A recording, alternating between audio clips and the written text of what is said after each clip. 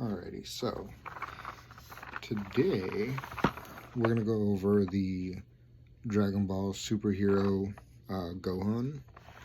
So this is the Gohan from the movie. It's not the Beast Gohan, which is the one that people probably be most hyped about, but I still really like the newer model of the Figuarts. Superposable, colors are a bit cleaner, a little bit more flexibility, and the price on the reissues has been amazing. So a lot of like the lower end Figuarts you can get for about $35, maybe less if you're lucky. I believe I got the younger Naruto for about $11 on an Amazon sale. Sometimes you'll find stuff like that. The Gohan's been super popular and selling out everywhere, so he's been pretty consistent at the 35 mark, but through things like Target Circle or other deals, you might be able to find them a little bit cheaper. But usually if you can find them at that retail price, for like the more popular figures, it might not be a good idea to, or it might be a good idea to grab them, but before they sell out. And then you get FOMO and you pay more. So I'm gonna go ahead and open. Usually when I open these guys, take some scissors, give a little bit of wiggle room to get the blade in, and just run the blade along the edge there. Open it nice and clean. A lot of these guys retain their value, which is kind of cool. So I try not to damage the box too much and opening and displaying these guys. So most of these guys come in this little clamshell. I'm trying to be careful opening this because all of the pieces will fly out if I'm not. That's a lot of hands, and they're placed in matching places, so if you want the matching hands, they're placed together. You got a couple different faces. Again, this is a lower priced one, most likely because it has a lot less customizable accessories and parts. This one you just have two faces, a couple sets of hands, and then the main figure itself. Just about all of them will have this little plastic here. I believe that's to keep it from losing any of its flexibility or maybe getting damaged in any sort of way before the consumer, you or me, gets to it. The waist is superposable, lots of flexibility there. A million joints in the arms, the wrists, and the head. The feet are usually amazing. They have even little toe joints, so that way you can get them placed exactly how you would like. And they're usually really easy to stand up.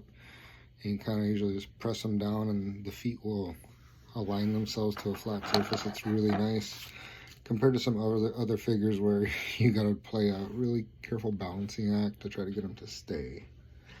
Now, a lot of times the figures will have instructions on how to like swap out the faces of the hands. You can usually tell by the extra faces how you need to remove the faceplate in order to swap it out. So this one has the little connectors on the top and the back, so they'll go in and up. Our base Gohan is kind of a stern looking one. I usually like this little action, angry energy pose whenever they're firing off different things. If you pay attention to the faceplate, you can see where what's going to come out and what's going to stay. Sometimes the front of the hairs will come out with these guys. This one looks like it's just going to be the face itself. We will see.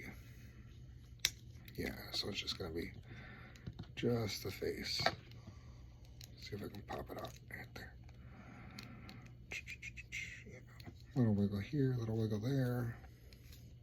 And I have removed the face. A little weird seeing the empty spot, but that's where you go ahead and pop in the new one. This one's a little tricky because it has all the spots in one area, but as you can see, the slider right in there. I know I have more angry Gohan. The hands too, you just pop them out real easy. Pop them back in. I'm probably going to swap out some actiony hands, do a Kamehameha. I was hoping it was going to have the special beam cannon, but I think that's only on the Beast Gohan version. So I'm going to be looking to get one of those eventually, but as for right now, those were a Bandai store exclusive, so a little bit pricier on the aftermarket. And again, for prices, you're going to find stuff like this guy for $35. You'll have things like my young Super Saiyan Gohan, where he's got a cape and he's got a couple different arms, battle damage, different faces. Those run 50, 60, maybe 70 if you get it at the top retail. You got stuff like my Vegeta over here, where he's got the whole effects, a bit of a metallic paint, something a little bit nicer. He was a con piece from this past New York Comic Con. Thank you to Uncle Jerry for hooking it up. But yeah, that is the Ultimate Gohan from the Dragon Ball Superhero movie. Thanks.